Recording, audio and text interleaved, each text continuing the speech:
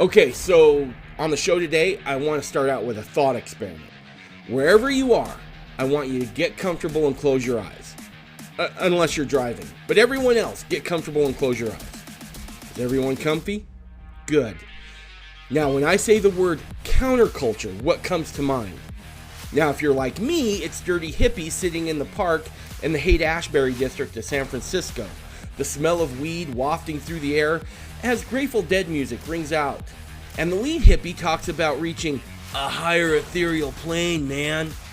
Well, we're not going to talk about that today. But we are going to talk about the term counterculture. Because I think we as fundamentalists and traditional Mormons, we better start taking that term a little more seriously. Let me explain to you what the dictionary classifies as a counterculture. Quote, a way of life and a set of attitudes opposed to or at variance with the prevailing social norm. So if you read that and you're like me, you're probably thinking, wow, maybe we as traditional and fundamentalist Mormons are a counterculture. Well, before you get freaked out, let me tell you the good news. We aren't the first, and we might actually be in really good company. Excepting, of course, the drug culture of the 60s. If you take a look at first century Christians, the founding fathers of the United States, and even 19th century Mormons, these are all examples of counterculture. Somewhere along the line, a lot of Mormons decided they just wanted to be like everyone else. Today, however, we're in a place that as Mormons, we need to re-embrace this idea of being and actually start taking actions to strengthen a gospel-centered counterculture. But to do that, we'll need some tools. Today I have on the podcast Ben Shaffer to have a conversation about an alternative currency that might be an important tool to help us reach that goal. It can help strengthen not only each other, but also local supply chains and small independent business. And who knows, it may even help us establish the counterculture of Zion.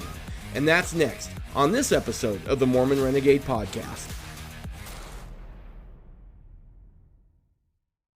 So I just want to take a moment to thank you, the listener.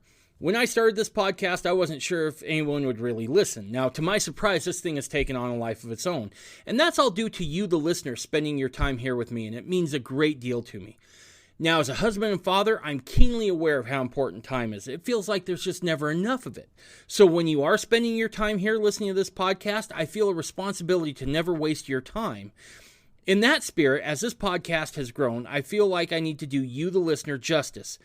I want to continue to produce good content and upgrade the audio quality. That takes better equipment and better software, and that all takes money. Now, I've tried to advertise, but you'd be surprised. There's not a lot of people wanting to advertise on a Mormon Fundamentalist podcast. I know, surprising, right? Now, if you want to help support the podcast, you can do that one of two ways. The first is go over to MormonRenegade.com and hit the donate tab. There you can make a one-time donation, or you can go ahead and set it up to be a monthly recurring donation. Your choice entirely. Now, option number two, because I'm a capitalist, if you want to head on over to MormonRenegade.com, click on the store button, you're going to find that we've got some new swag out. We got some t-shirts, we have a tote, we have cell phone cases, water bottles, coffee cups. We got a bunch of stuff and more is going to be on the way. So, if you feel like that's something you could do, again, head on over to Mormon Renegade and check all that stuff out. If you're not in that position to do so, I completely understand. We're all squeezed right now with high gas prices and high inflation. So even if you can't, please keep listening and maybe keep the podcast in your prayers so we can continue to grow, produce good content, and better audio quality. Thank you.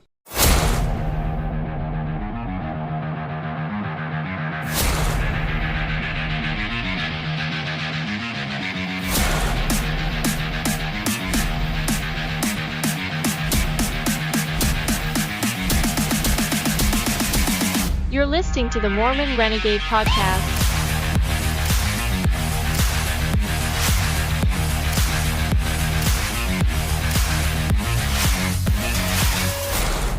Welcome back to the Mormon Renegade Podcast.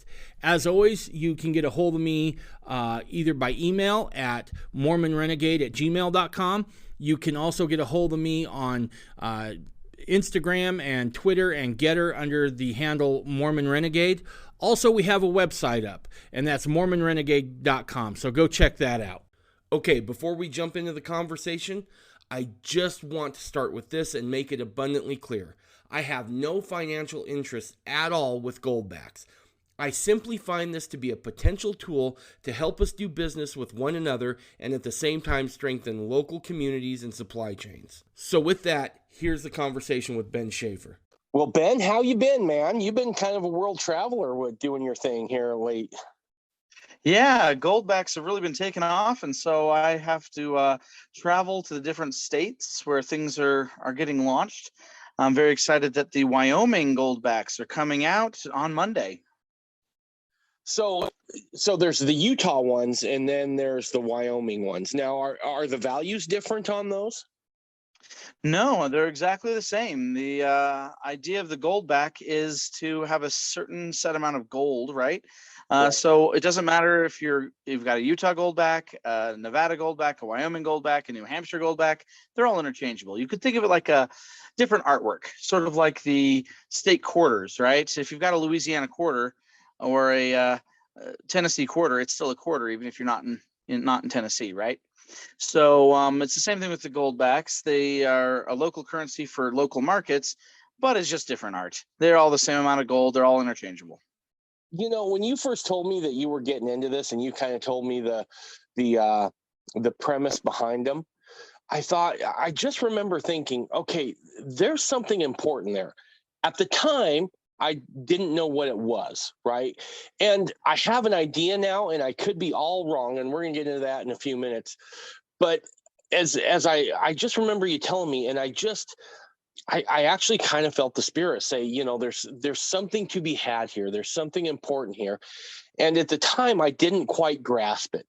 And but as time's gone along, I can kind of see where maybe it could come into play, where it could kind of almost be a safety net, so to speak, right? We're recording this now on September 14th, and just yesterday, I mean, the market had a 1,300 point drop. It was the worst drop since I believe in the midst of COVID, during the shutdown, is what I was reading. So you get the feeling that there's this volatility in the market, right? Right. And I've had Kelsey Williams on, and we've talked a little bit about gold, but we haven't really talked about maybe some of the ways you can buy gold, right? A lot of guys will say, you know what, I buy gold as an investment. And I tend to think, no, it's really kind of like fire insurance in some ways, right? That's your hedge before everything goes bad. What I like about gold's backs is that it takes it from fire insurance and then brings it down to something that can be used in everyday transactions. Is that right? Yeah, that's right. So the goldback is a gold currency system. It's a gold monetary system. And so it isn't just an investment in a commodity. If you buy gold coins or gold bars or something like that, it's a great way to save your money. Gold is real money. But it's not very usable as money. So if something's going to function as a monetary system, it needs to be able to retain its value, and that's what gold does. But it also really needs to be something you can actually have that's divisible or interchangeable, so that you can find the right price. That's what called using it as a measure of value. Gold hasn't always been a great measure of value, because how much gold is, say, a haircut worth, or a sandwich, or a dozen eggs? It's really hard to measure those things in gold, because the amount of gold that they would be worth is very, very small. One gold coin in today's market, especially with the premiums, it's going to still be around $2,000. And if you can't measure anything smaller than $2,000 worth, it makes it really hard to actually just use it. And so, when I was listening to the Mormon Renegade, as I do, and listening to your guest Williams, who was on, Trey Williams, I was thinking really about the times that we're in. We're in some very interesting times. There's that's my favorite. What is it? The Irish blessing / curse is, may you live in interesting times.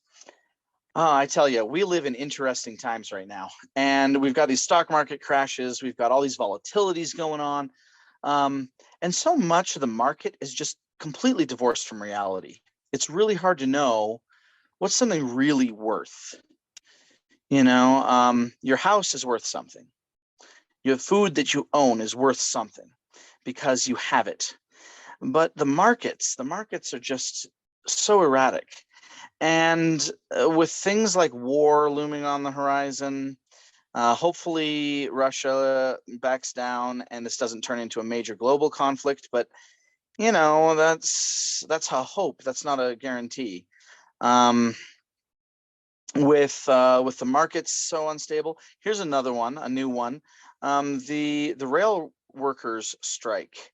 They're saying that today may be the last day until that strike is resolved, that grain is moved by rail in this country until it's resolved. Well, if they get that resolved quickly, then maybe that's not that big of a problem. But if our rails start shutting down, that's over 90%, I think. I know it's a large proportion. If it's not over 90, it's still a huge amount of our goods in this country moved by rail. If you stop moving grain by rail, food prices could really go crazy, right? And so we've got inflation, we've got supply chain issues.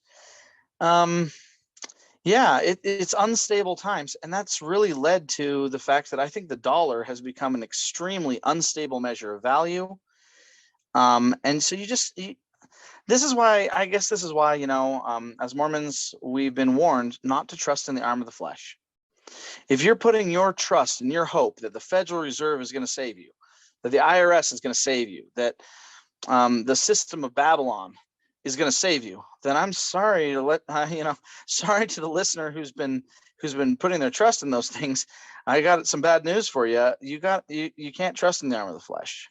We've been warned again and again and again, especially in the last days, that a lot of those systems are just not going to be reliable, right?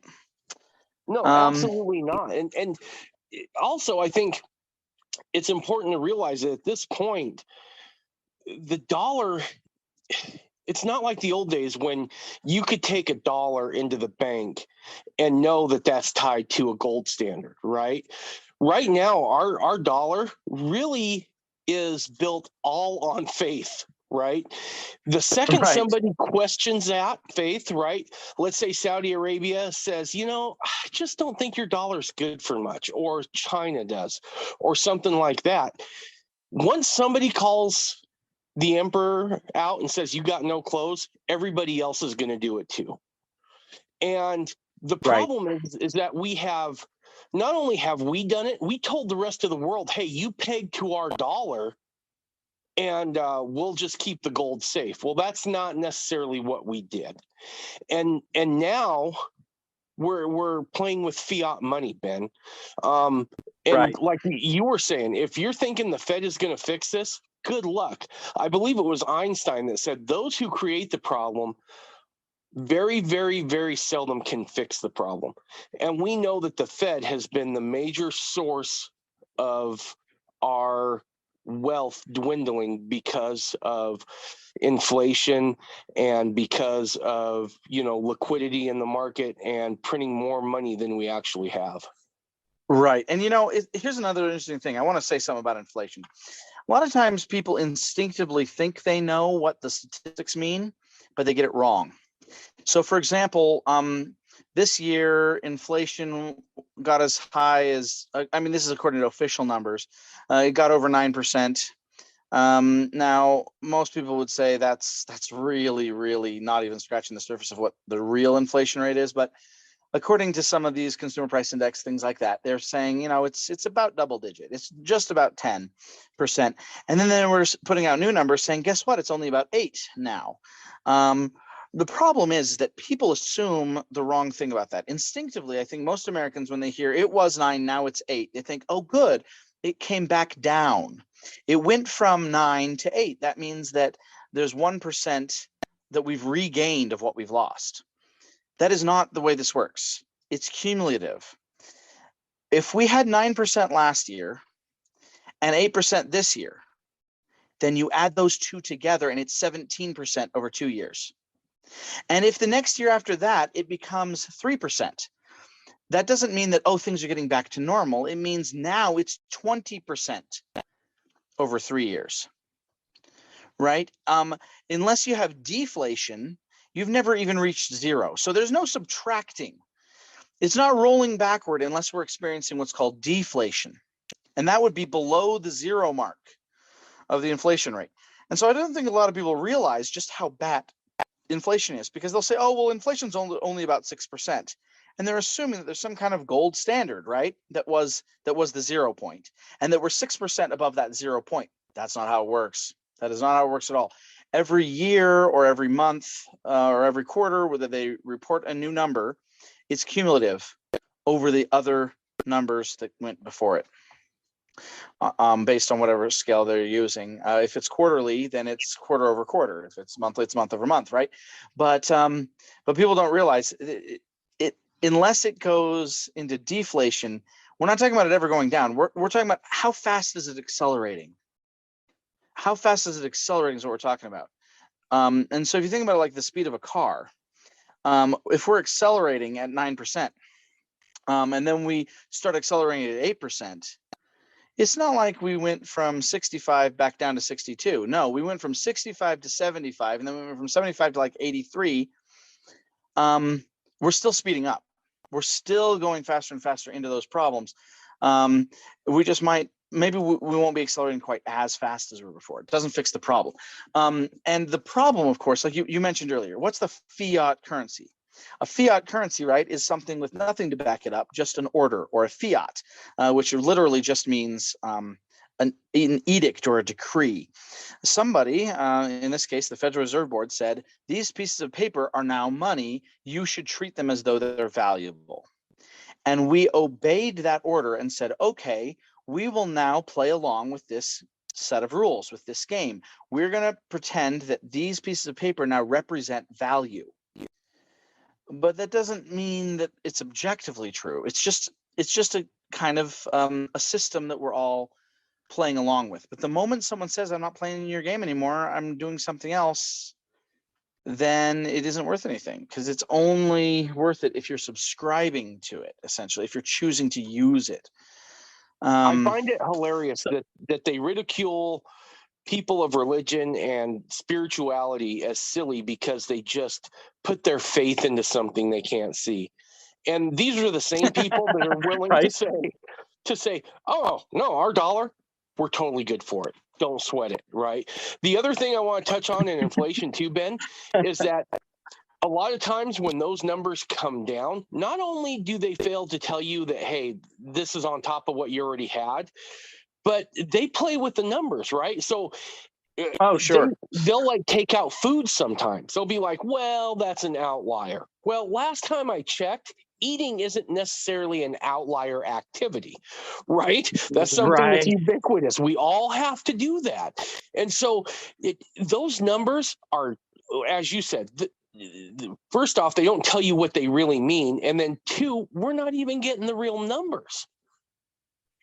Right. Because anything that's really been the place that hurts the most acute crisis in inflation is going to be the thing they're not going to include in the number, because it's the outlier, right? So it's like, oh, well, everything's fine except the people who are dying. But we're not going to talk about those people because they're outliers. They're the exception. And it's like, actually, I think that's probably the most important part of the number for most people is, where is the pain the greatest? And instead of ignoring that, we should be addressing that. So yeah, you're right. There's a bunch of funny things about it. And of course, so we're not even necessarily getting the real numbers.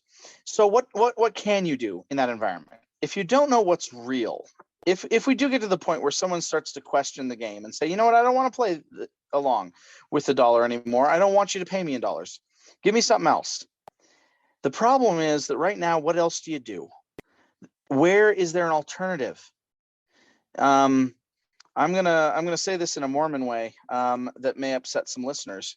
I remember a conference talk, a general conference talk. I'm trying to remember who gave it. I want to say it was Oaks, but it might have been Holland. They said, "Where else will you go? If you have a testimony that Joseph Smith was a prophet. If you've read the Book of Mormon and you have a testimony of it, where else will you go? You can't leave the LDS Church, no matter how upset you might be about a policy, no matter how upset you might be about what we do, no matter how much you might disagree with something, you have nowhere else to go. Where else will you go?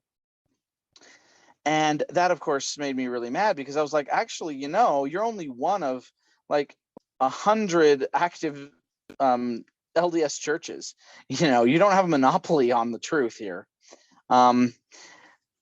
Made me mad because it was dismissive, I guess, of those of us that are Mormon fundamentalists. But it's the same situation we have with the dollar right now. If you think, okay, I'm tired of being manipulated, I'm tired of being double or triple taxed on the same money, I am tired of the instability, I don't like the inflation. The Federal Reserve is saying the same thing to everybody right now. Well, where else will you go? What else are you going to do? If you don't accept dollars, you have no alternative.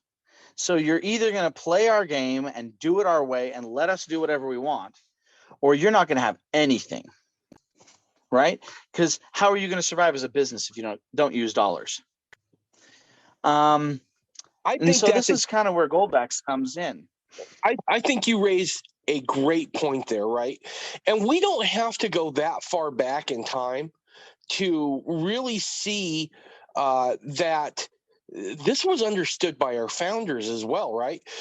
One of the things that gets glossed over in history is that prior to the full-fledged revolution starting, you had guys like Sam Adams, you had John Hamilton, Hancock, and you had a doctor that was back in Boston, and they actually started using a different currency, understanding that one of the ways you can have influence as just a citizen is to be like, I'm not playing your game anymore. Right. In fact, if you think about it in terms of like passive resistance, what was it that Gandhi did that was so powerful? He was able to liberate his entire nation from British rule, the most powerful military on the planet, the most powerful empire on the planet. He defeated the most powerful group on the planet. How? Through nonviolent resistance. But what does that look like? What it looks like is saying, your rule doesn't look like a good one to me. I'm not going to subscribe to that rule. I'm just going to ignore it. And it's not like you have to do anything violent to overthrow. You don't have to do anything, it doesn't have to be treason or rebellion against the government. You just have to say, when you look at certain programs, if you don't like the way it's working and you don't think it's going to work for you, well, then don't do it. Don't participate in a system that is harming you. Don't empower it. Just simply say, I'm sorry, I'm not interested in doing that.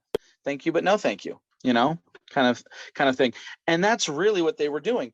These early American revolutionaries were looking at some of the ways in which the crown in England was trying to basically make exorbitant profits off of the colonies, right? The King George was basically trying to see how many resources he could milk the colonies for. And they were basically just saying, well, we don't want to do that, so we're not going to participate in that system.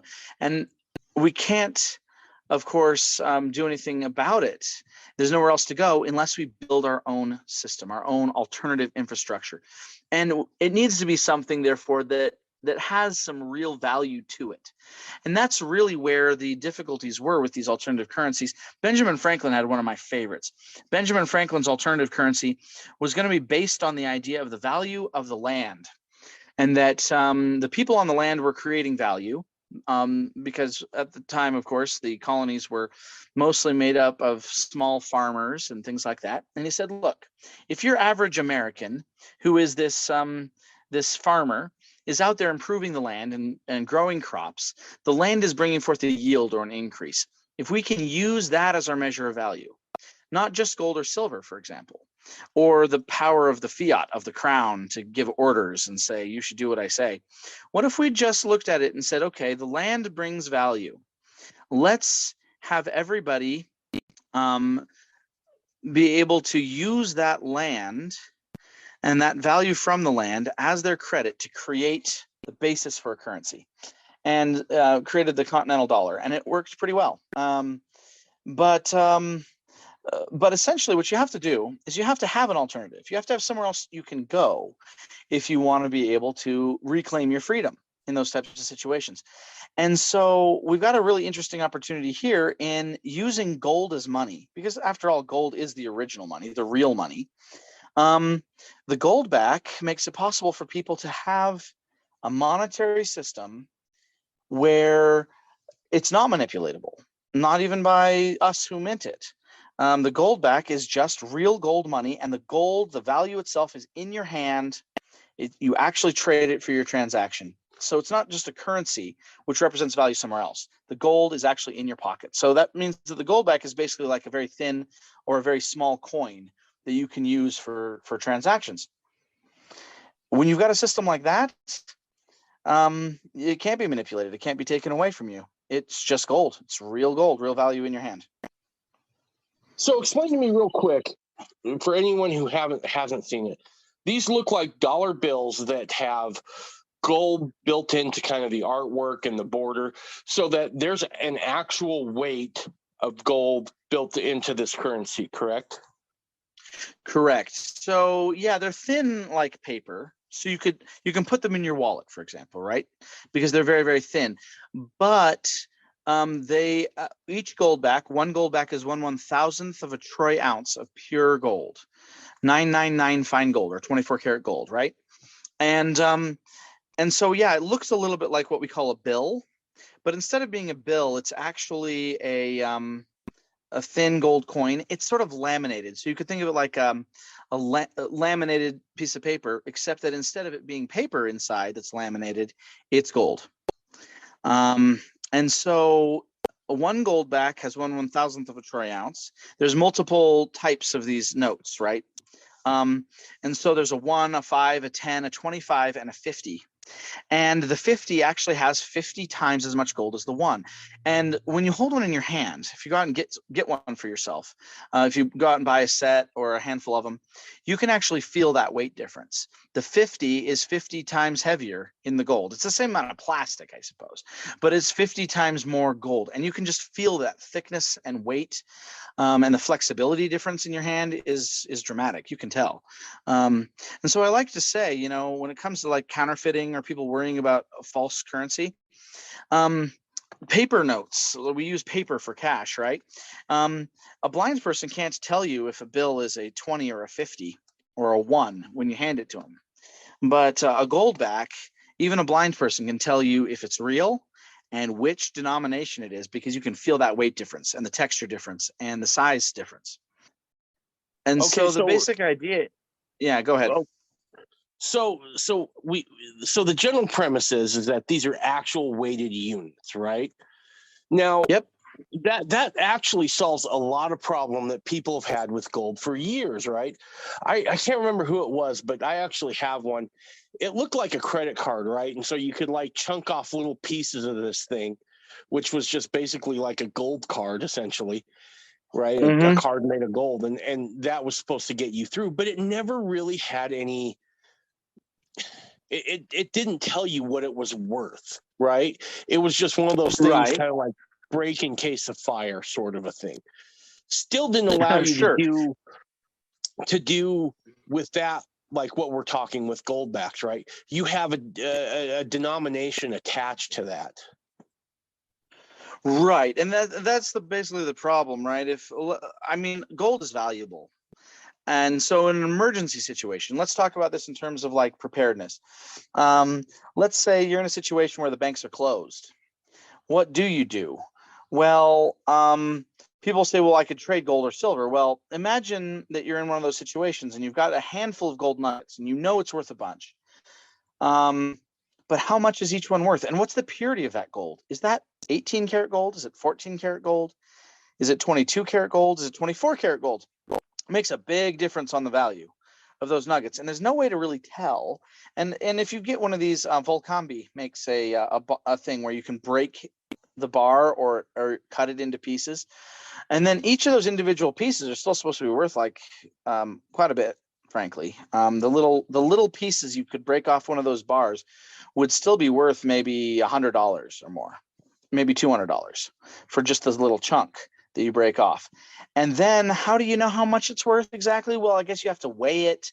You have to be able to assay it, meaning you have to be able to test it for its purity and then its weight. And then you still have to negotiate a price as to what that you think that much gold is going to be worth for your transaction. Gold back, and that's just too much work, basically, right? That's too much work for your average person to be able to do a regular transaction with. You know, if the banks are closed and we need to do business, and you've got an apple tree and I want to buy a bushel of apples from you or something, right? We can't do all those steps. We need some mode, some medium of exchange where we can say, okay, I think this is worth X price, and I can give you that price, and you know that you've got it, and then we can do the exchange. Otherwise you're sort of just bartering. It gets really confusing. Goldbacks really solves that. First, because they're interchangeable. If I owe you, say, 30 goldbacks, I can hand you a 50, and you can give me change with two tens for 20 goldbacks back, and then I paid you 30. Or we can, do it in any of the other ways you can break that down. You can do 4 5s or a bunch of 1s, or all those things. You can't do that with like these little broken bits or gold nuggets very easily, right? And then also, how much value does it have? Well, the goldbacks actually have an exchange rate. Right now, that exchange rate is based on the price of gold and the market for people who are spending the goldbacks as a currency. But even in an emergency situation, you know the exact weight and the exact purity of what you're being handed. I got to tell you a quick story about a guy who told me, I'm not worried about inflation. He told me, I'm prepared. Even if the banks close, I'm not worried. Even if the total stock market crashes, I'm not worried. Even if the dollar collapses, I'm not worried, because I've got gold bars in my safe, he told me. And I thought, hey, that's great for you, man. Gold bars that's a lot of value right there, right? But I said, imagine this. Imagine one of those scenarios you just said happens. Imagine the banks are closed and you need a dozen eggs. Are you going to give somebody a gold bar for a dozen eggs? I mean, a gold bar is worth like $80,000 or something. You're going to spend $80,000 of value on a dozen eggs? Ben, give me that guy's name and number after you're done with this show. I want to get with him on some eggs. Right? I want to get with him and get him some eggs, right? And he was like, well, no, that would be terrible. And I'm like, so what are you going to do? You can't sell a gold bar. You don't want to trade it for some small purchase. So here's the problem. If the banks are closed, or if you want to use gold as money, right now, what most people are doing is they have to sell their gold bar for dollars, which means all the banks have to be open. All the gold dealers have to be flush with cash, which means the stock market's got to have to be pretty good, frankly, so that somebody can actually cash him out of that, and then he's going to spend paper dollars. Well, that's not going to work. And then some people would say, oh, well, what if he just chips off a piece? That'd be the worst thing you could do. You chip a piece off of a gold bar, and now we don't know how much the gold bar is. We just know that it's less than what it says on it. If it's 100-ounce gold bar and you chipped a piece off it, now I don't know how much is left. And then once you've got this little chipped off piece, this little gold flake or something, you got to test it. You've got to weigh it.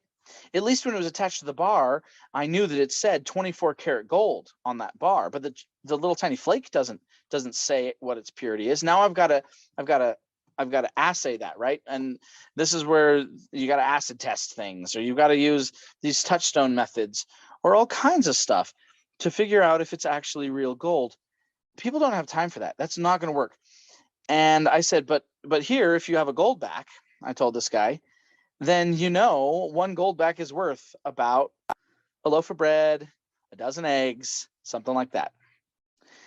Because this much gold has always been worth that much, and probably always will be. So let me ask you this, Ben, because I think you bring up a good point here, and I just want to get the stats right on this. How is the gold that's used in goldbacks, how is it verified, so to speak? You were talking about having gold needing to be assayed and that sort of stuff. Right. Explain to me the process about, the verification process that the gold that's going into the goldbacks is what they say they are. So there's four things that go into every gold back, and this is really major part of the value of a gold back, right? Is that when you get one in your hand, you have to know that it's the real deal. And the nice thing is they really can't be counterfeited. So once you hold a gold back in your hand, you'll see it has security features on it, and those security features at this point, we do not believe that there's anyone with the technology to make a fake. Okay, so but how do you know the real gold back is really what it claims to be? Well, there's four things. First, it's a very exacting process we use to create the gold back.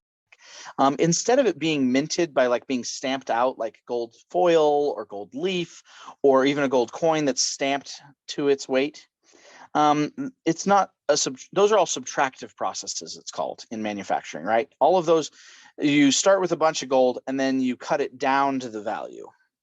The gold back is actually done the opposite way. It's an additive process. It's sort of like 3D printing. The manufacturing process, called vacuum deposition, is like 3D printing, but what we're using for our filament is pure gold, and what we're using for our nozzle is a laser. And so this laser essentially picks up gold atoms inside this vacuum chamber, so there's no other atoms in there, only gold atoms. And that laser then carries the atom along with the photon to the surface, and then uses the energy of that laser to fuse it onto the surface. So first of all, the reason we know how much gold is in there is because this is a very exacting process. We're literally applying these gold atoms one atom at a time. Now, obviously we do it very, very quickly with multiple lasers. Otherwise, we would still be counting the number of atoms it takes to make one gold back, right? But it's a very, very precise process, extremely precise. The second thing that we do is that every gold back is then X-rayed. And these X-ray assaying methods make it so that we can measure the exact density and thickness of the gold. And because we can measure its density, we're actually also measuring what it is made out of, right? Whether or not there's any impurities in that gold then would come out in this type of process. A spectrometer is something fairly similar. There's a lot of gold testing machines that are out on the market you can buy. They usually cost well in excess of $1,000, sometimes in excess of $3,000 or $4,000. But it's basically doing the same thing. It's proving the purity, the density, and the thickness. And so that gives us another picture, an independent picture of whether or not that first process was done accurately, so that we can see exactly the weight and purity of the gold. The third thing we do is a fire assay. Now, this happens at random. Out of every batch of gold backs that's being created, some of the gold backs are pulled out of that batch at random and then melted down. So we put them inside a crucible. We heat that crucible up to about 4,000 degrees.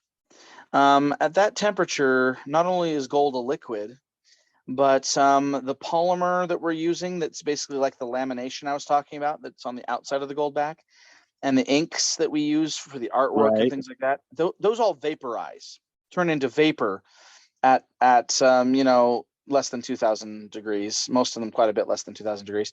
And then the gold at 2,000 or 3,000 degrees is a complete liquid. And then we cool it back off again, and we end up with this little tiny BB of pure gold. We then take that BB of pure gold and do the same things with it. We X-ray it and use the spectrometer, and we weigh it. And then when we weigh that little ball of gold, it has to weigh more than what was promised in those gold backs. That way we know a third way that it is actually, and in general, it is slightly in excess of what is promised. So one gold back is 1/1000th of an ounce. It's usually 2% or so more, because our target is to be at about 2% more. Now, if the assays come back and say it's only 1% more than what was promised, we're still more than was promised. So we'll still send those out, right? But the idea is it can't be too much more. It can't be more than, say, 4 or 5% more than what we promised. Otherwise, that's our entire profit margin, and we'd be giving away money in order to make the gold backs. So if it ever comes back more than that, then we'll melt them down again, to be sure that we aren't overdoing it. But basically, that destroys the individual goldbacks we do it with. But what does it do? It confirms the other two methods. And the fourth way and final way that you're getting what you're getting with the goldback is we don't just do that ourselves in-house. We do that ourselves in-house all the time, but that's not all.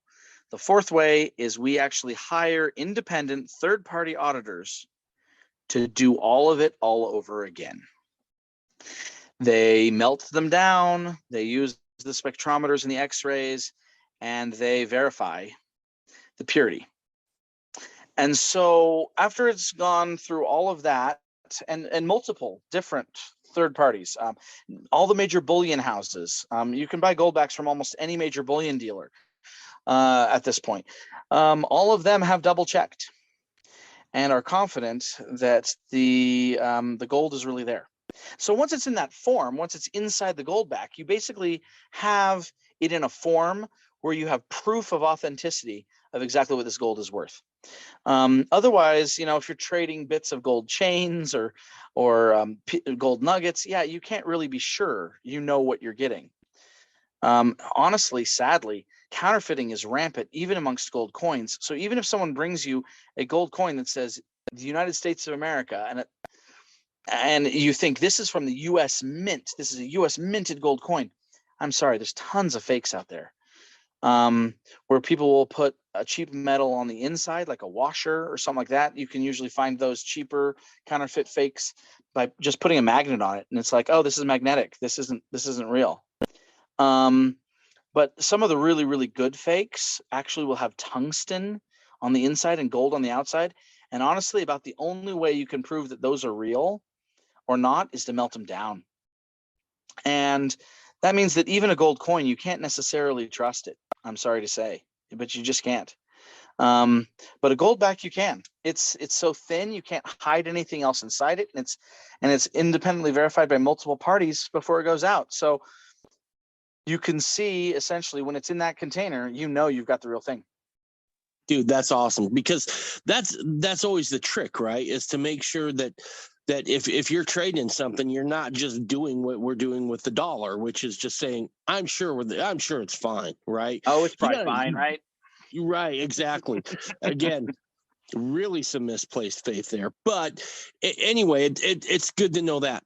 Now let me ask you this. How many businesses right now are using goldbacks that you can kind of go into a place and buy something with those goldbacks? And what kind of industries are they in? Are those merchants in, I guess? Right. Well, while we probably could use more big retailers right now, that's been the hardest of the nuts to crack. But right now, already there are hundreds of businesses across 4 states that accept goldbacks. I'd say in Utah alone, we're in excess of 300 businesses now, where you can walk in and pay with goldbacks right at the cash register, just like you would with paper dollars, but you can just pay them in gold, pay them in the goldbacks. And out of those 300 businesses, I mean, I would say that it's probably at least 60-40, maybe it's 70-30 weighted in favor of services. Things like restaurants. We've got accountants and lawyers and plumbers and HVAC guys. We've got landscapers and artisans. But then, we've also got, at least 30-40% are going to be things like we have car dealerships, people who sell food, even not necessarily big grocers, but we have a bunch of farms and butchers and orchards, and there's several people who have honey or some other specific thing. And so while we're not at universal acceptance yet, it's been growing by hundreds every year, and it's been growing exponentially.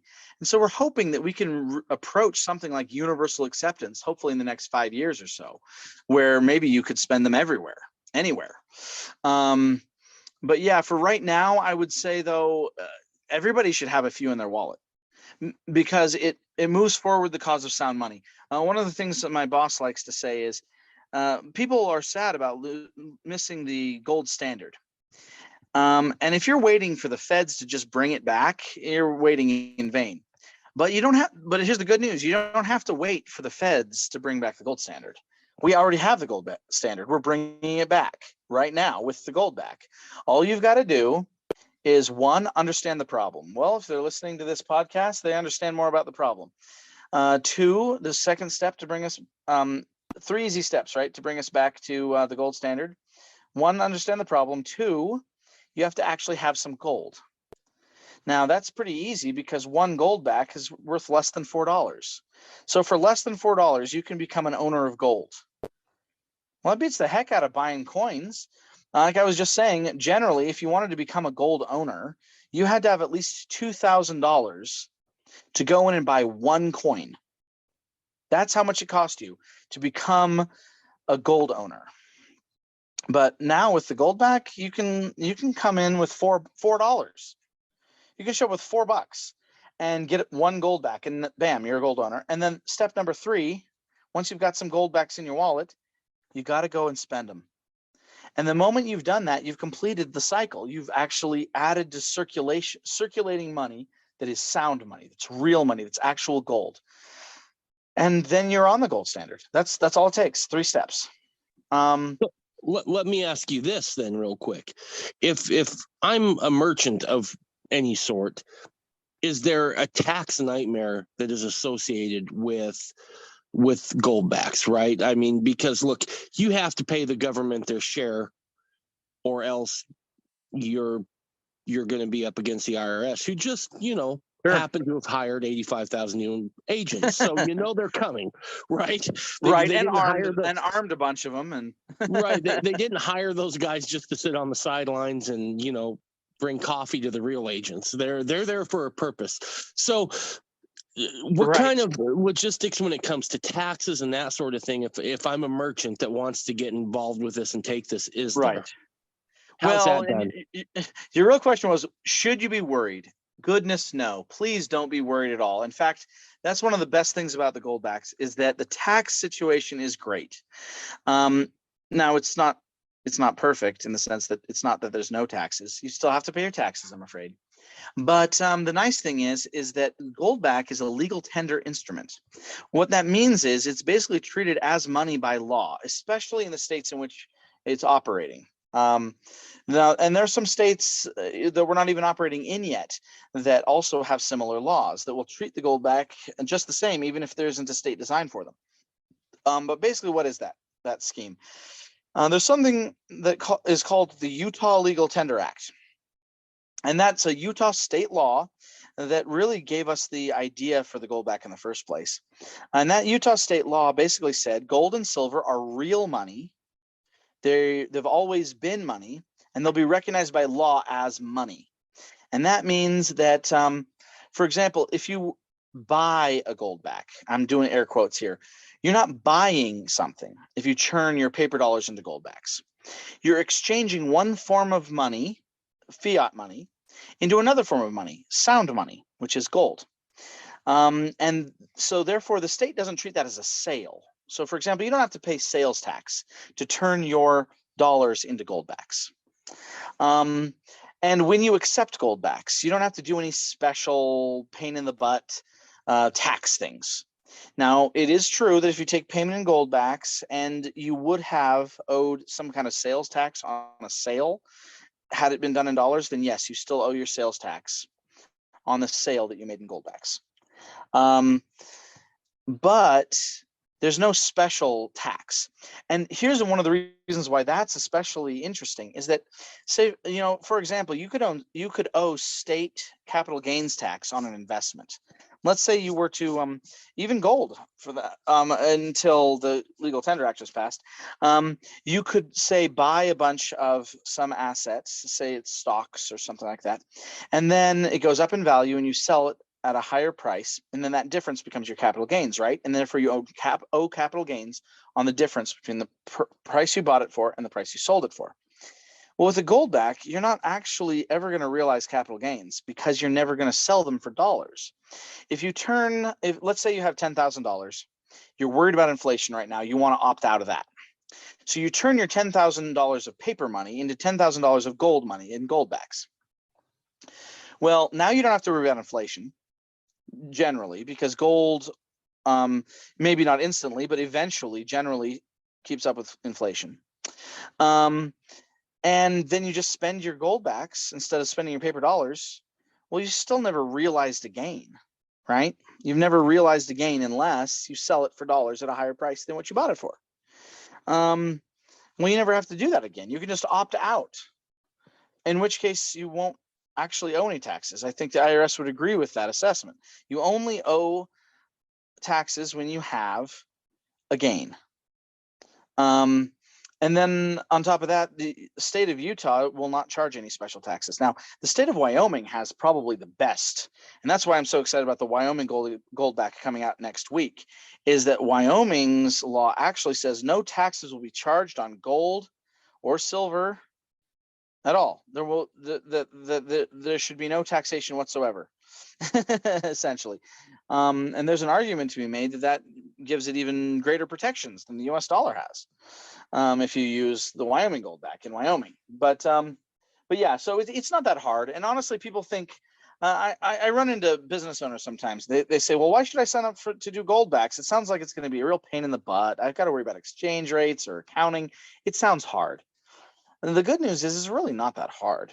The goldbacks can be accounted for in the same way that you account for coupons. They can be accounted for in the same way you account for a gift certificate. They can be accounted for the same way you'd account for cash.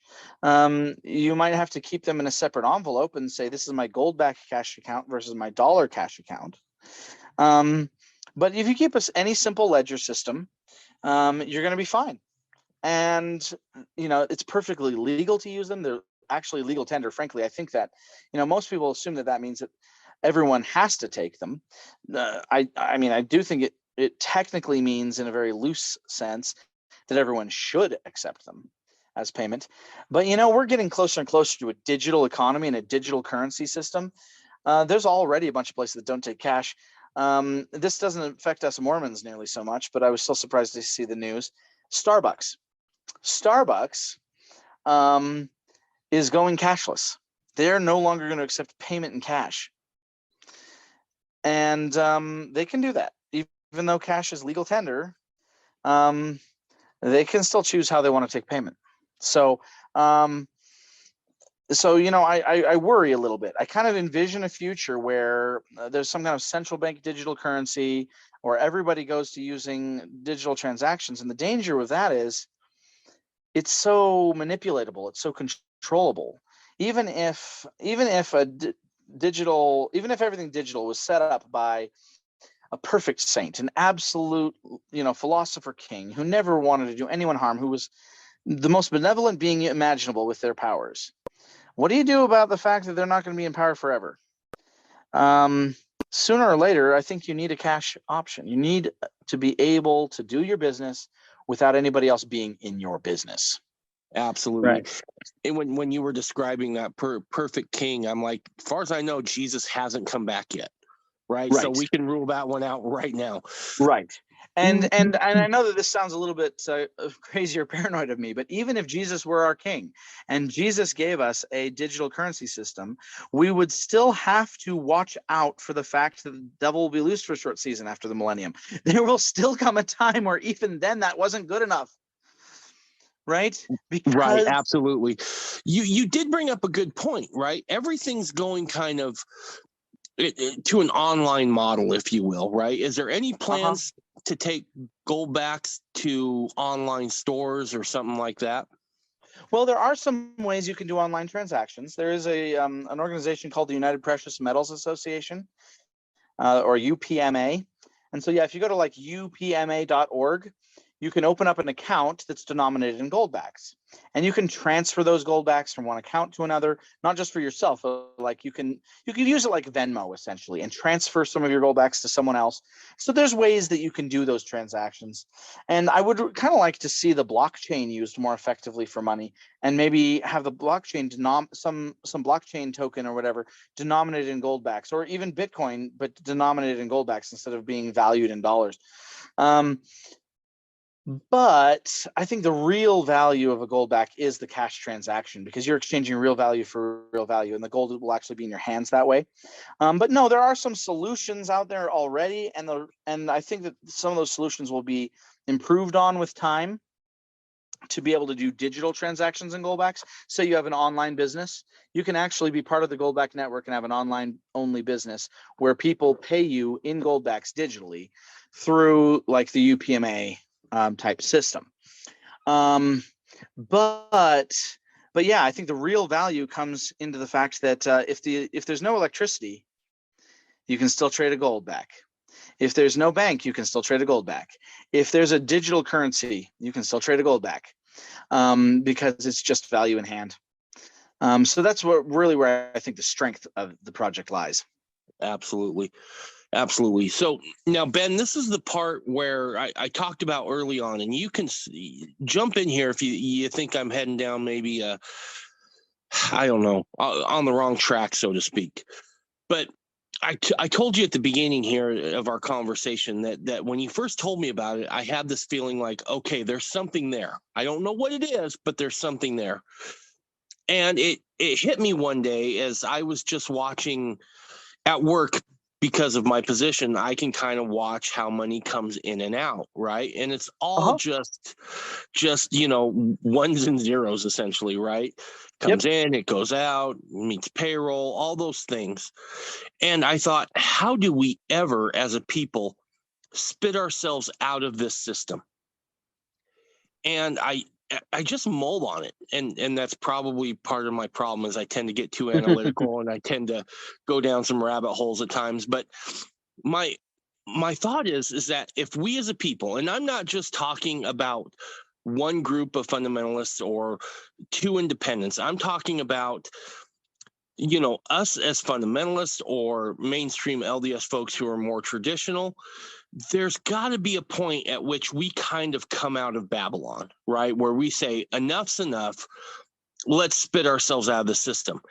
And I think the gold back could play a huge issue in that, right? There are, if there's one thing I know about fundamentalists, as I've become better acquainted with them all, it's that we tend to be a people who are diverse in what it is we do really well, right?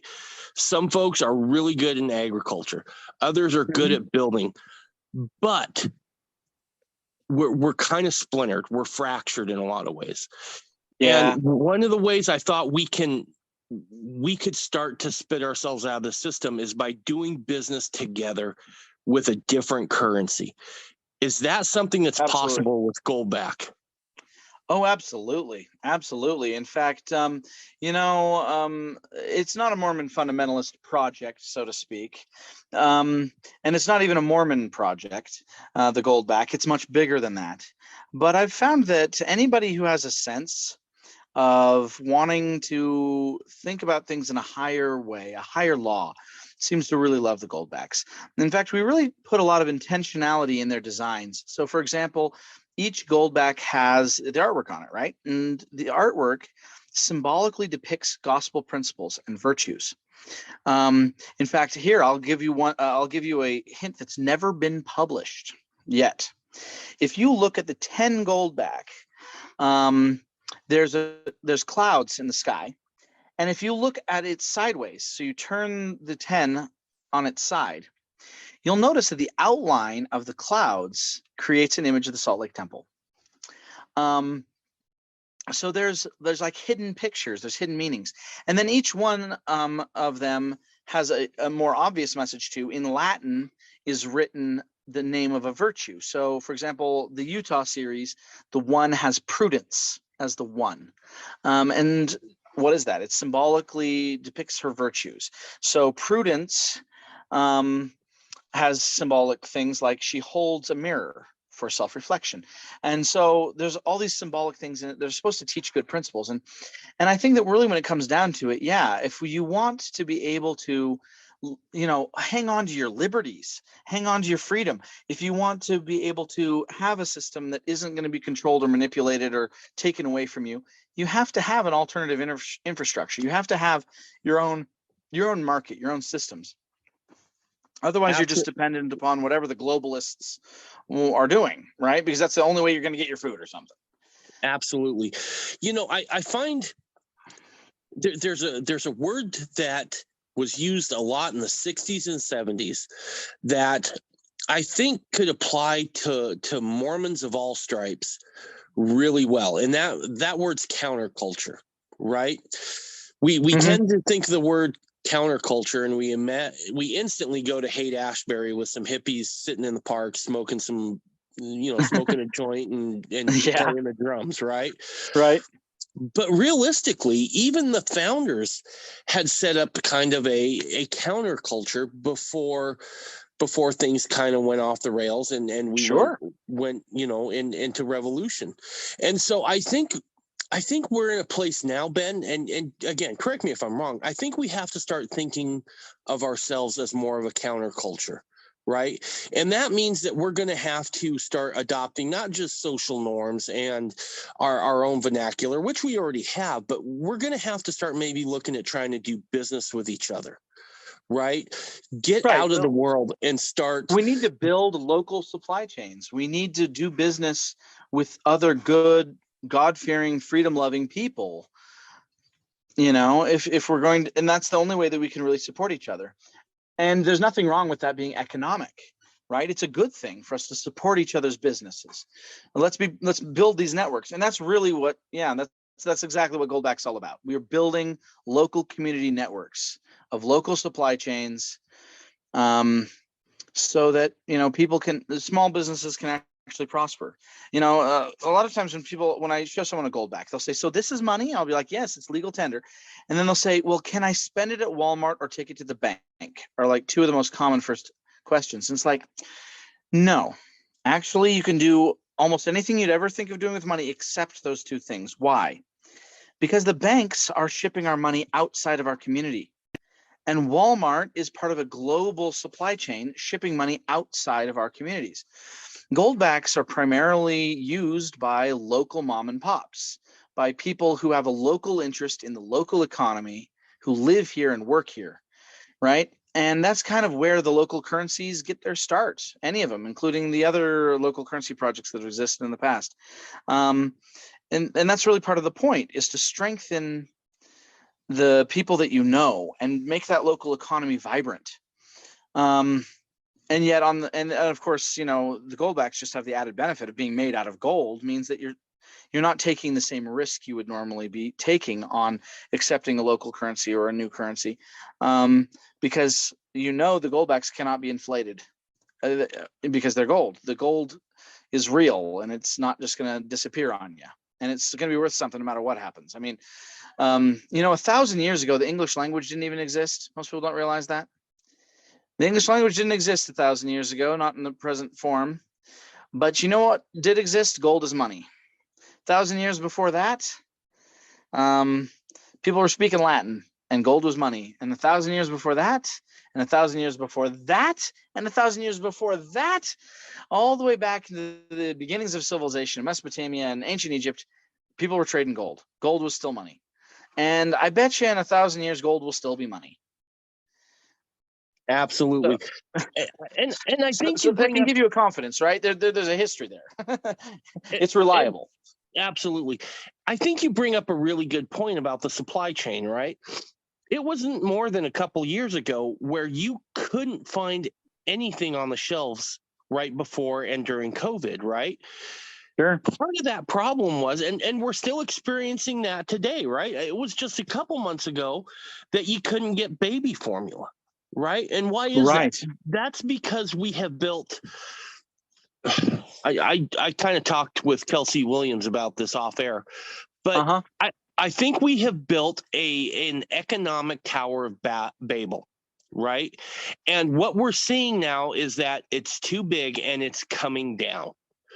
And we saw that in earnest during COVID. Right. We saw that in earnest after COVID, that if we're that massive, it's really hard to get the goods that we need. We go back to all those shipping ports, right? Right. And part of the problem is that no one stored anything. It was one of those things where we had built this system to where you ordered it and it came in quickly. And it's all well and good Right. It's all well and good so long as it's working like perfect clockwork. Right? They call that just in time supply chain. Exactly. And it's all well and good unless there's a black swan event, right? Unless there's a pandemic, unless there's war, in which case, or unless there's a rail workers strike, like there is right now. Right. Absolutely. And so let's just take COVID, for example. They didn't shut Walmart down. They didn't shut big grocers down.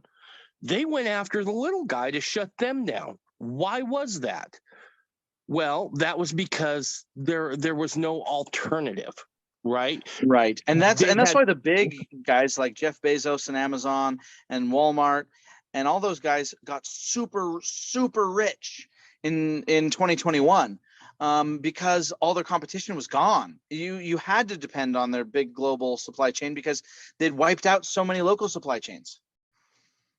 Right. And everybody was, while the goldback was around, it wasn't around like we're starting to see it now. Well, and right? It's still small. In fact, let me give you an idea of scale here.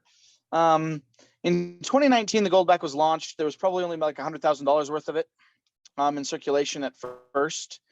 2020, of course, now we're already talking pandemic, right? Goldback still grew anyway, exponentially. And we got to the point where by 2021, we were doing hundreds of thousands of dollars a month, up to $1 million a month in sales of goldbacks, or I should say, not necessarily sales, right? But people exchanging that many more dollars into the goldback system.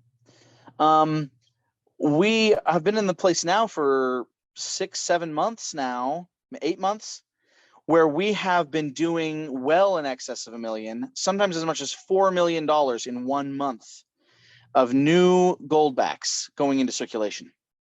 And we've gone from one state, just Utah, to 4 states now, where it's not only is it legal tender by state law, but and therefore we have those tax advantages, but we actually have business networks in those states starting to function.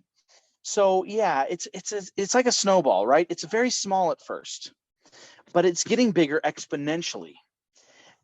And so right now, where we're doing millions and millions of dollars every month, you know what? We're still actually a pretty small snowball. There's probably only about $20 million worth of goldbacks in circulation. Maybe a little bit more than that now. Maybe as much as 30 million, but it depends on the calculations. Anyway, that's my estimate. But you know what? Even $30 million is a very small part of the overall U.S. economy, right? That's not enough money to circulate all the transactions in yet. But again, if we keep growing at the same rate, we can double that in a year, and then we'll double what we doubled in another year. And so it really is starting to take off. But because we can't print our currency out of thin air, we have to make it out of gold. We can only make it grow as fast as we can manufacture. And we're actually working on that. The manufacturing capacity has been increasing over these past couple of years, and I hope that we can make it grow exponentially over the next few.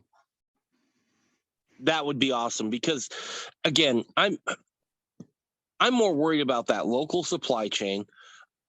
My angle on this is local supply chain and doing business with like-minded people, because that's really all we got, right? I think the idea of a quote physical revolution again, that's out the window. I think the best we can do at this point is start thinking in terms of a counterculture where we do business with like-minded people and we get goods and services locally. Right. And like you said, it's hard to fix it's hard for the people who created the problem to fix the problem. We're at the point now where we're in this post-globalist world almost, that the globalism came with certain liabilities, certain dangers, certain problems. Globalism isn't going to get us out of those problems. What we need is stronger communities, strong local communities. And the global system can continue to function. I hope it does in many ways when it comes to having a global supply chain. I like being able to have bananas in the grocery store, even though they don't grow here in Utah, things like that. But it's got to go beyond that. We've got to have strong and robust local economies. And when we do that, we actually protect our freedoms, and we actually help our local communities to thrive, because local money has a much bigger effect on the local economy, because it just doesn't get shipped away. It doesn't go to Wall Street. It doesn't go to China. That local value stays local. Absolutely. And staying local gives, I yearn for the days that I never saw, Ben, right? Where my grandfather talked about going to the butcher, going to the grocer, going to the local hardware store. I hate going to Home Depot, right? I just hate it. Well, Or Walmart. here's the good news. Since you and I both live in Utah County, Ace Hardware takes goldbacks. So don't go to Home Depot, go to Ace. And pay in goldbacks. Absolutely. Perfect. Okay, so now let's talk about folks who have heard this. They're like, yeah, that's my jam. That's what I want to get to. How do they get a hold of you, or what's the process to get set up in goldbacks? So I'm going to send you some links, so that you guys can find them. The most obvious one, of course, is goldback.com. Lots of info there. But you can buy goldbacks from any major gold seller anywhere in the world, including online. So there's lots of ways you can get them. If you want to get some additional services, you should probably join the United Precious Metals Association. There's a bunch of benefits to that if you want to be able to do things like digital transactions, right? But yeah, there's a lot of ways you can get involved. And even just on goldback.com, if you've got a business, you can sign up that business. And it says, how'd you hear about us? You write the Mormon Renegade, right, in that line. And then tell us about your business. See if you can't become part of the business network. And then, of course, we can support those businesses with things like currency exchange. So that, for example, if they are worried about some bill and they want to turn some of their goldbacks into dollars, we will do that as a service for those businesses. And so that they don't ever face any liquidity issues from it. We can also help them with best practices on accounting and all kinds of stuff. So yeah, those are some good ways to get involved. You go to any of your local gold dealers and ask them for goldbacks. Buy goldbacks from them. That helps strengthen the whole network too. And so really, I think that the good news is that I want to point something to you. I want to say to everybody, hey, here's this radical action you can take that's going to change the world. The good news is you don't actually have to take some radical action. All you've got to do is do what you're already doing, which is spending money and adding value to your community by doing whatever you do. The only difference is start doing it in goldbacks instead of dollars. Stop voting. They say you vote with your wallet or you vote with your feet. What you participate in is what you're endorsing. If you want to endorse goldbacks, you've got to vote with your wallet and just get some goldbacks in your wallet and spend them and accept them at your businesses.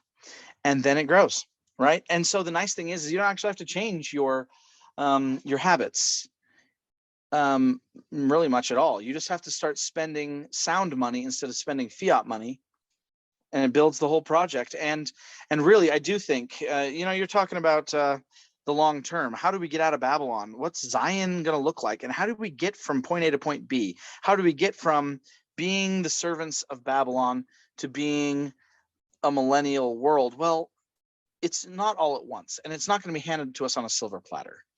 We don't get given Zion. We have to build Zion. And we're not just going to be sanctified and be handed Zion on a silver platter. We will become sanctified by working towards Zion, right?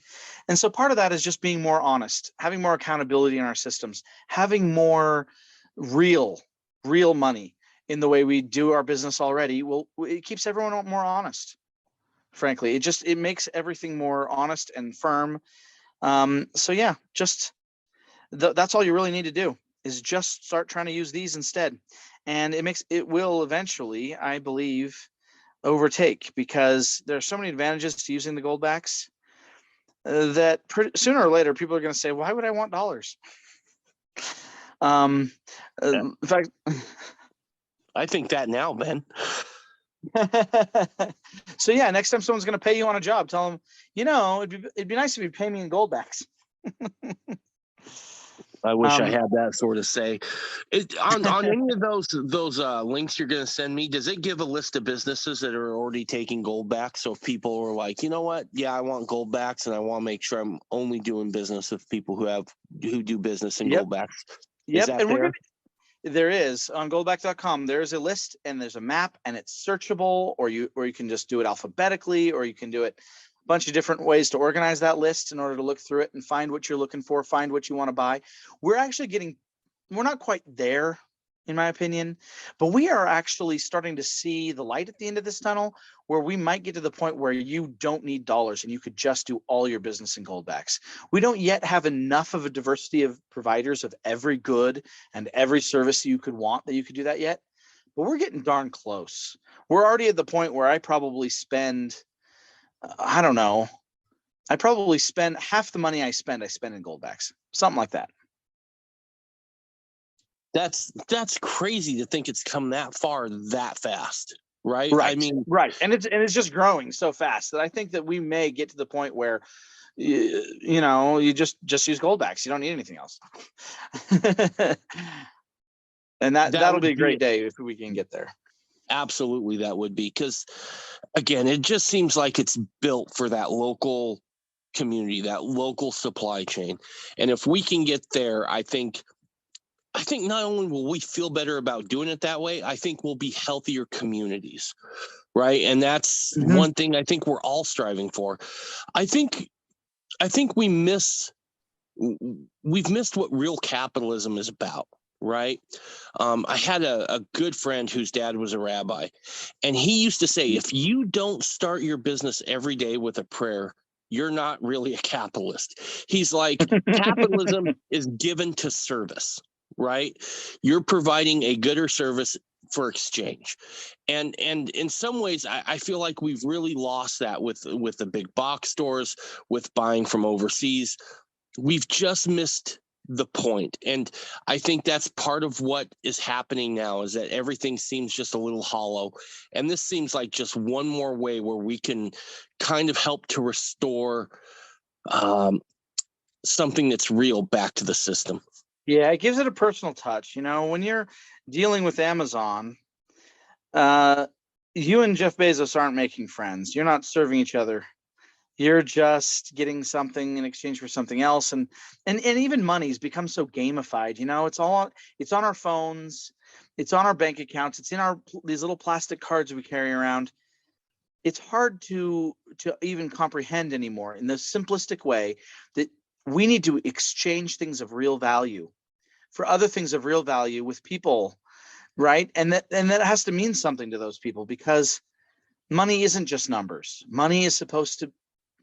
Those numbers are supposed to represent the real value that we create in the world and that we give to one another, right? And so most people just don't even really comprehend what money really is anymore, I think, for that reason. They just see it as a numbers game, essentially, because it's become so impersonal, so theoretical. It's not real anymore.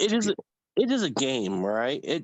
It's absolutely a game, and what we used to value in time and in effort just seems like I don't know, like a really good game of Candy Crush now, right? Where you're just racking right. up points to level up one level. And right. And then you can brag to your friends that you have more points than everybody else. But what are those points? It's just, it's all so ephemeral, right? It's not real. Absolutely. Ben, is there anything that we didn't talk about that you wanted to touch on? I hope that I gave the listener a good sense of what a goldback even is. I don't know that we kind of jumped into just talking about them as though we didn't really introduce them. Clearly, I think. Let's go ahead and do that now. But yeah, I guess it starts with what the problem is. What is money? Money is something real. It has to be something of real value that we exchange for other things of real value. And so when it really comes down to it, Money is the good we do in the world. And then we need a way of having money that isn't manipulated. We touched on that too. One of the things that's got me worried is like the truckers' protests up in Canada. All those truckers had their assets seized extrajudicially. In other words, no judge was involved, no legal process. They just seized their assets without any rule of law. That's terrifying to me. Because that could happen more and more, in which case then what you have isn't money, it's social credit. Money has to be something that you can own. That's what your right to property is. And so we were looking at these problems and saying there's got to be a solution. We've got people, lots of people out there have been saying for a long time, like Mike Maloney, like this Kelsey Williams, is it? That I just listened to on the Mormon Renegade.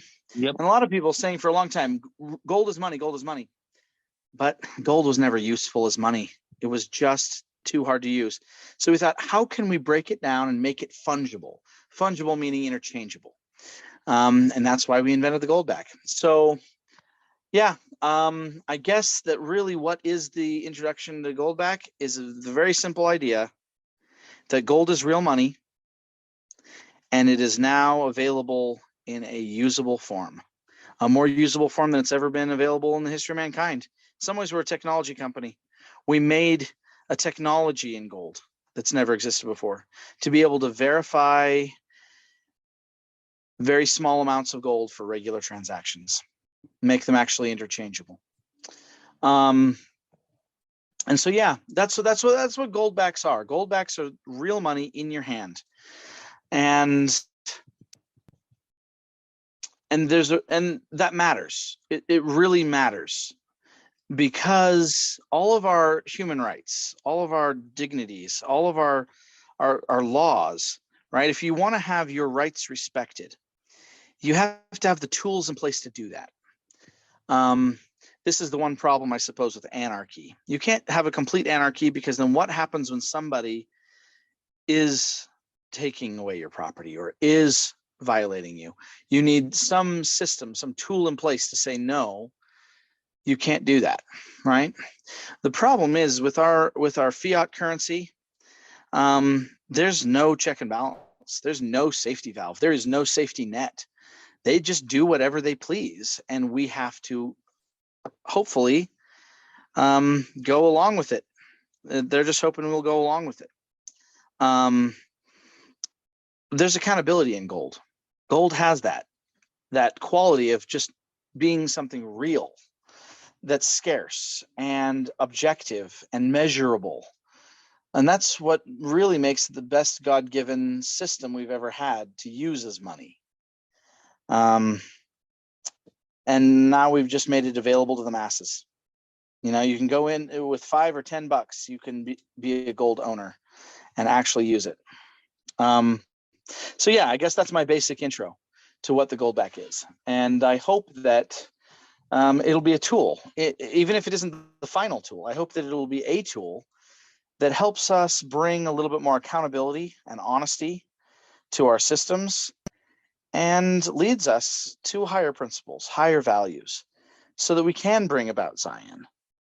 You know, I think that some people think that in Zion maybe there won't be any money because we won't need money. I don't think that's the case. I think we'll still need money. We'll still need a way of measuring things and valuing things. It'd be like saying in Zion we won't need the metric system or pounds or ounces or inches, right? It'd be like saying we didn't need measurements. Money, you need money just at least as a measurement in order to figure out what you've got and how to administer those stewardships responsibly, right? Hopefully we won't have greed in Zion, but we'll still use the tool of money, I think, as a measurement tool so that we can be good stewards over that which the Lord gives us. And I just feel like we've created a form of money that is better than any form of money that's ever been invented before. It gives us a way to value things. If I give you a price in goldbacks, say 7 goldbacks, this thing costs 7 goldbacks. It's going to be a more stable measure of that value than anything that's ever been invented in the history of mankind, because it's stable, it's real. and it doesn't change the way that other currency systems have often changed. Dude, I think you're 100% correct. Because again, I go back to the whole Tower of Babel thing. And I think there's a lot of things you can take away from that story, right? Yeah. One of them is it was interesting to me that one of the things the Lord said when he was getting ready to scatter the people there and confuse their language is he says, they have become one and nothing is kept from them. And I thought that was so strange because one of the things we strive for is unity as a people. Right, is to become one, right? But I think they were unified around incorrect principles. And that same rabbi I told you about, he told me, he said, according to oral tradition, that was the first time mankind ever tried communism. Interesting. They were one, right? And if you followed what Marx's idea was, now obviously the Tower of Babel was before Marx, but really there's nothing new under the sun, Ben. Right. That was the first time that a communist type system was instituted, and the Lord found it so displeasing that even in their unity, he's like, no, this isn't going to stand. And so now we see it once again creeping its head up. Only this time we have a currency that's not grounded to anything, and we can build that currency tower to infinity, and it won't mean anything. But I have a strange feeling it's not built on the right principles. And literally, because it's the fiat currency, it has no foundation. Right, absolutely. The dollar is not based on anything. It's a floating building in the air, like what Nephi and Lehi saw in the vision. Right, when they saw that the world was like a great and spacious building with no foundation, floating in the air. And see, I always thought that was exactly City what our economy is. Right. I always thought that was City Creek, but I guess I'm wrong. Anyway. Nice. Anyway, I think we've just built this system that is just so tall now that it's going to come down, right? The other thing is, and the great will be the fall thereof, according to the scriptures. Yep. And yeah, the laws of economy are a lot like the laws of physics. At some point, they're going to be obeyed, right? It's just how long can you stall it out before it comes crashing back down?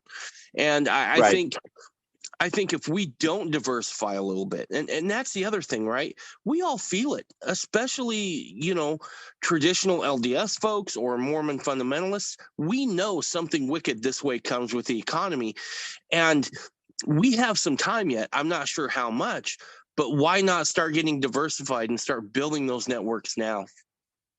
Exactly. And besides, all we're really talking about doing is growing more of our own food, supporting each other a little bit better, and having something of real value against any hard times that may come. And it doesn't necessarily take the actual apocalypse of John. It doesn't necessarily have to take a collapse of the dollar system to start doing something better when you can, right? Absolutely. Yeah, you don't have. Yeah, why wait until you have cancer to quit smoking? Exactly. You might as well do something a little healthy today. It doesn't mean you have to give up ice cream today. You know what I mean? You can just also remind yourself that you should eat your veggies, right? One doesn't necessarily preclude the other. And so, I really have a great deal of hope that this is the beginning of something very big, very, very big, that could really, really save us in these times of crisis. And so why not band together a little bit more, a little bit better? Absolutely. And get that mutual support. Absolutely. I couldn't agree with you more. Like I said at the very beginning of this podcast, when you described it to me, I knew there was something to it, but I couldn't put my finger on it. And as time goes on, it seems to crystallize and get more clear as to how this can be a benefit to us as a people. So, Ben, first, man, thanks for what you do with that, because again, I feel like it's super important. And while I don't have everything down on how it fits, there is something to it, and there is something of value there. And then next, it's a continuing tradition. In fact, here's a fun little tidbit of history for me to end on. In the earliest days of Deseret, the Deseret Assay House, I think they called it, essentially the earliest form of money in Deseret when they were trying to establish the United Order out here in the deserts. and before the United States government was even really on the horizon completely, as far as having any jurisdiction over what was essentially, I believe, the sovereign nation of Deseret, de facto, even if it wasn't internationally recognized as such, was that they decided they needed to put together some money. And so they created what's now known as the Mormon gold coins. And on those Mormon gold coins, they put the inscription, "Holiness to the Lord." And eventually later on, they even put the inscription, "Holiness to the Lord," in the Deseret alphabet on those coins, with a lion, for the strong lion of the tribe of Judah, which is often usually interpreted as meaning the Christ. And so those old coins are part of an important tradition. Well, goldbacks are kind of a revival or a continuation of that tradition of Mormon gold. And if you look at the 50 Utah goldback, you will see that there's a lion and a lamb at Liberty's feet, for the lion shall lay down with the lamb, right? But off to the side by the lion, there's a stone. And engraved in that stone in the picture is an inscription in the Deseret alphabet. And it says, "Holiness to the Lord." So that's something for you. Yeah, that's awesome. That's like coming full circle again. So that's awesome. Well, and that's on the Utah 50 design. So that's awesome. All right. Well, Ben, that was awesome, man. I appreciate you coming on again. Yeah, thank you. And we're gonna have to actually talk about religion and theology sometime. I know, right? Dude, I feel like we're just in this weird fundamentalist Mormon moment. Like, I was just watching on Netflix. Now the new pot shots we're getting is about Chad and Lori Daybell, right? So now, oh yeah, that's just so sad. It's sad, and that's one more thing that I feel like we have to address, right? We have to get the full story on it, and then we have to talk about it. And that's why you're probably going to have to link to my other episode here on the Mormon Renegade, because I was talking about violence in communities and how dangerous it is, and how invisible it is. Nobody thought when Chad Daybell was, a lauded, applauded Deseret book author, vetted by the church, that he was actually a serial killer. Nobody thought that Lori Vallow was a serial killer. They thought that they were normal, good Latter-day Saints. But you got to keep your eye out. Sometimes it's not the person you expect. And when you see dangerous warning signs, you got to speak up, because you might be the only one who ever saw it. Because everybody else just thinks everything's fine. Yep. I saw that Lori Vallow had her own podcast, and I'm like, now I'm going to have to defend my podcast, right? Oh no!